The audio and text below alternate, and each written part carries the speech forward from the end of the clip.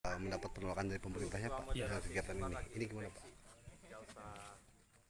eh, ya sebetulnya semua komunikasi sudah coba kami lakukan. Kami juga sudah menjelaskan tentang hakikat dari acara jalsa ini. Ya, tetapi pada akhirnya pemerintah tetap dengan sikapnya dan inilah akhirnya. Pak kalau boleh tahu jalsah itu apa sih Pak? Jalsa itu pertemuan. Oh, Kalau mungkin pertemuan. bahasa Inggris itu annual gathering lah. Annual Pertemuan gathering. silaturahmi seperti itu untuk internal anggota Ahmadiyah sendiri. Nah, Tadi teh mau dijelasin tentang Ahmadiyah sendiri tadi gimana? Ya mungkin selama ini ada beberapa saudara kaum muslimin yang lain yang menganggap bahwa kita itu berbeda dengan Islam yang lain, bahwa seolah-olah kita itu bukan Islam. Sebenarnya selama saya berada dalam jamaah ini saya tidak pernah melihat adanya hal-hal yang bertentangan dengan ajaran Islam sama sekali. Kita bersyahadat dengan syahadat yang sama, asyhadu alla ilaha illallah wa asyhadu anna muhammadar rasulullah. Kita juga beriman kepada Nabi Muhammad SAW yang kita yakini sebagai Nabi yang paling sempurna, Nabi yang ajarannya juga paling sempurna, yang ajarannya juga kita ikuti.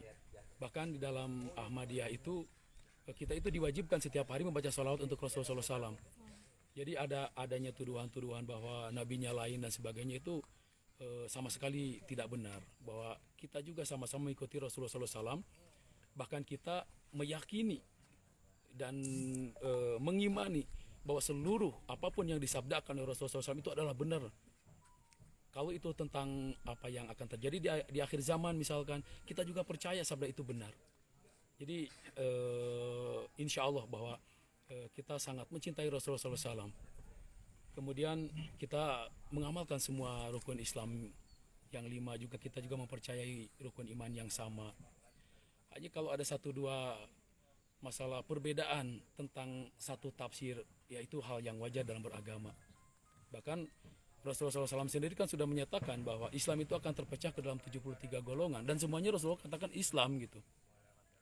Jadi dan tidak boleh ada yang mengklaim bahwa Islam itu hanya A, Islam itu hanya B. Ya Islam itu kan Rasulullah SAW mengatakan 73 golongan, artinya setiap golongan itu pasti punya ciri khas masing-masing gitu. Dan kita ini bukan Tuhan yang berhak untuk menghakimi orang lain bahwa kamu Islam, kamu bukan, kan tidak begitu. Jangankan kita untuk misalkan berbeda pendapat dalam satu tafsir, Allah Subhanahu wa taala dalam Al-Qur'an menyatakan bahwa dalam beragama saja Allah taala berikan kebebasan, la ikraha fiddin. Kita dalam beragama saja Allah taala berikan kebebasan, apalagi dalam berpendapat gitu. Sebetulnya sih mungkin dibandingkan perbedaan, kita malah lebih banyak persamaannya. Kita sama-sama meyakini, saya 2003 dengan karunia Allah Ta'ala berhaji ke Baitullah, ke Mekah, tidak ke tempat lain.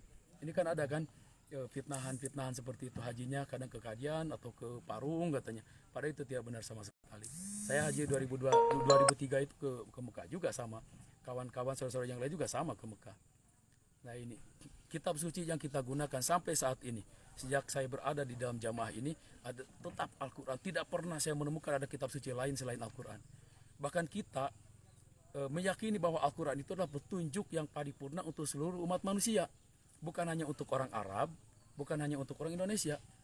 Sehingga karena kita meyakini bahwa Al-Quran ini adalah petunjuk yang paripurna untuk seluruh umat manusia, yang bahasanya itu bukan bahasa Arab, bukan berbahasa Arab, akhirnya kita memiliki satu program untuk menerjemahkan Al-Quran ke dalam 100 bahasa dunia.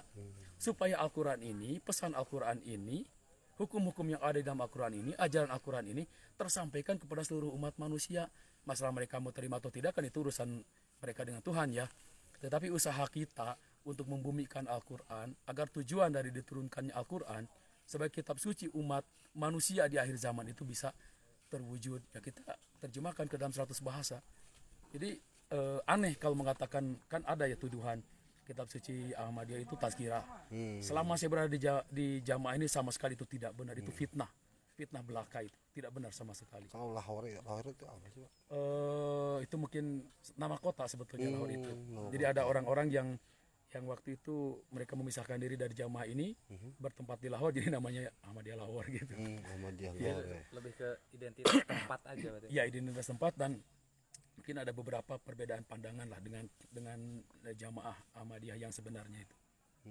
Pak untuk di Ahmadiyah sendiri Pak, kegiatan-kegiatan apa aja sih Pak yang memang ini kan menjadi banyak gitu Pak. Iya. Sehingga kan banyak, saya melihat kan banyak fasilitas-fasilitas yang memang siap menjamu para tamu dan undangan dari luar Pak. Oh, iya. Apa aja sih Pak kegiatannya Pak? Mungkin kegiatan yang resmi, yang tahunan ya, sifatnya itu seperti ini, jasa salana atau annual gathering ya. Annual gathering ini ajang silaturahmi, ajang tadi untuk meningkatkan nilai-nilai ketakwaan dalam diri anggota kita, internal kita. Ya kadang-kadang kita mengundang teman-teman dari media juga ya untuk hadir supaya kawan-kawan kita ini punya gambaran yang jelas itu langsung gitu, nggak katanya-katanya gitu. Nah, kadang-kadang kita undang. Nah seperti ini kan kita mengundang saudara-saudara kita, baik itu yang muslim atau non muslim, sama saja bagi Ahmadiyah itu masih saudara kita juga gitu. Kita siapkan fasilitas untuk menjamu mereka semaksimal yang bisa kita berikan gitu. Seperti di sini ada ruang tidur harus kita sulap ini, persawahan ini. Itu ada ruang tidur, ada tempat beracara, tempat sholat berjamaah di sana kita buat juga, yang menampung mungkin beberapa ribu orang bisa menampung di situ selama 3 hari ini. Dalam rencana kegiatan berapa banyak Pak yang diundang? Pada awalnya sih banyak ya, tapi karena satu dan lain hal mungkin kurang dari setengah yang berencana dari hadir itu. Pada awalnya kita rencanakan untuk bisa mengundang dengan warga yang ada di sini ya. Warga di sini tuh ada ya mungkin 5 ribuan lah ya, mungkin lebih kurang gitu. Kita mengundang saudara-saudara kita dari seluruh Indonesia sekitar ya 10 ribuan lah. Tapi karena satu dan lain hal, ada ujian anak-anak, ada yang nggak dapat cuti dan sebagainya, ada yang sakit, ya akhirnya sedikit, tidak banyak akhirnya yang akan datang itu. Terus Pak, di luar itu Pak, saya kan tadi melihat makam-makam yang memang ada yang donor mata. Oh, donor mata. Itu gimana? Oh iya, Pak? ini juga salah satu program kita untuk kemanusiaan. Kita ada namanya gerakan donor mata. Donor mata. Jadi ya kita mendonorkan kornea kita ketika wafat. Kita sudah ada timnya, di setiap cabang itu ada timnya. Jadi ketika si kornea ini diambil, itu akan diserahkan ke bank mata ya untuk disalurkan kepada orang-orang yang membutuhkan, supaya mereka juga bisa mendapatkan kenikmatan untuk bisa melihat ciptaan Allah Ta'ala di dunia ini. Itu salah satunya. Ada juga kegiatan sosial lain ya, donor darah misalkan, itu rutin lah per 3 bulan ya. Kalau donor mata kan harus menunggu orang meninggal dulu ya.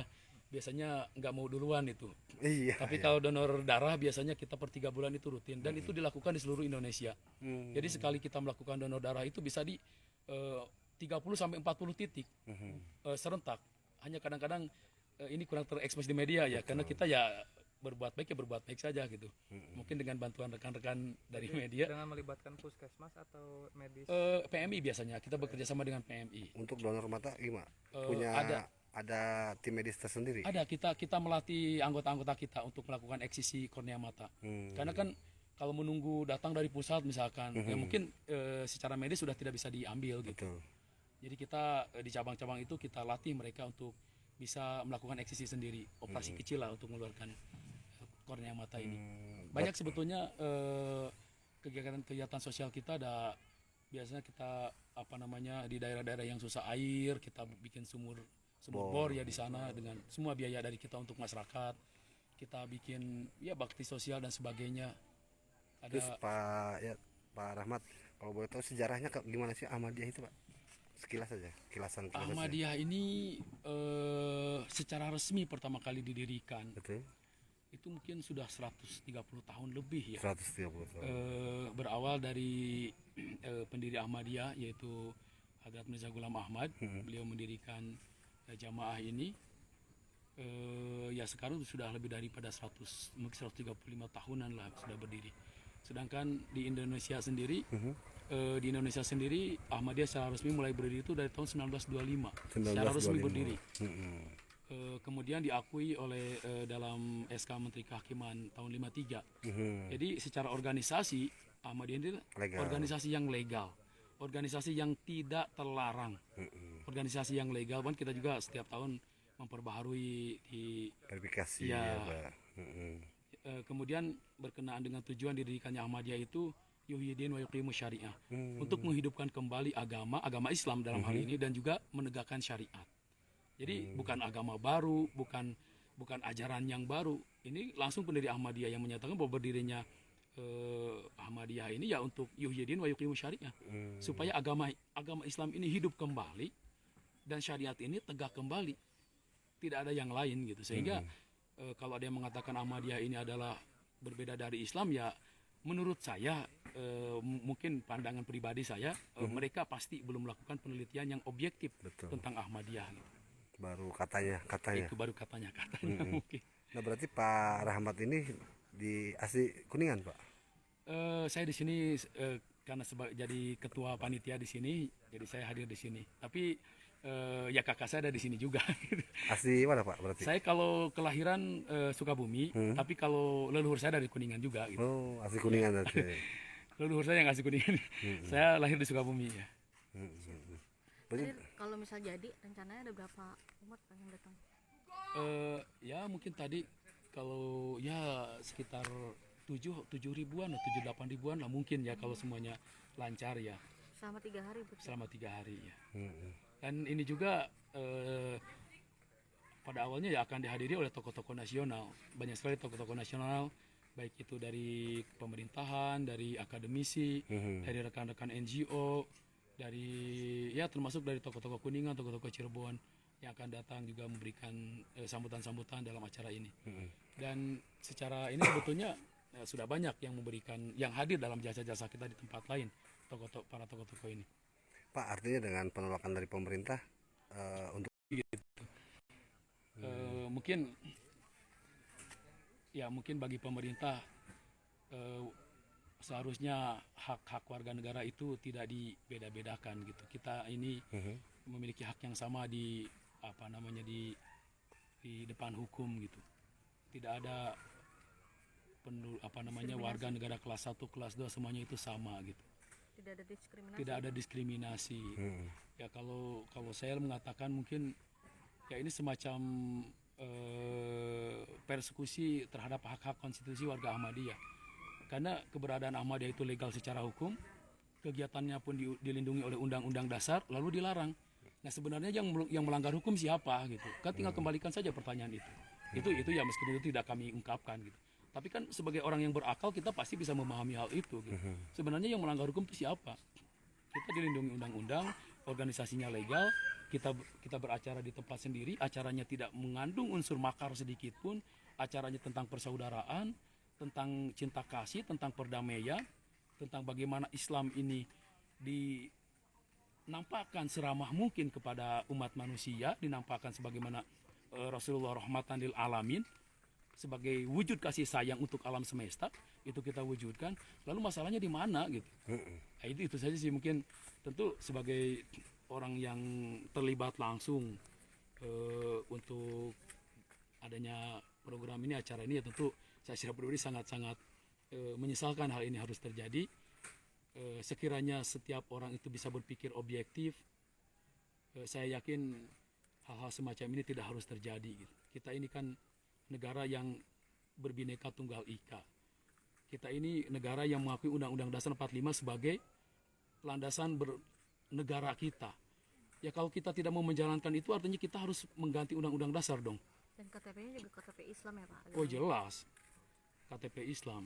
KTP. baik. Ya, terima Baik, kasih. makasih, Pak. Terima kasih.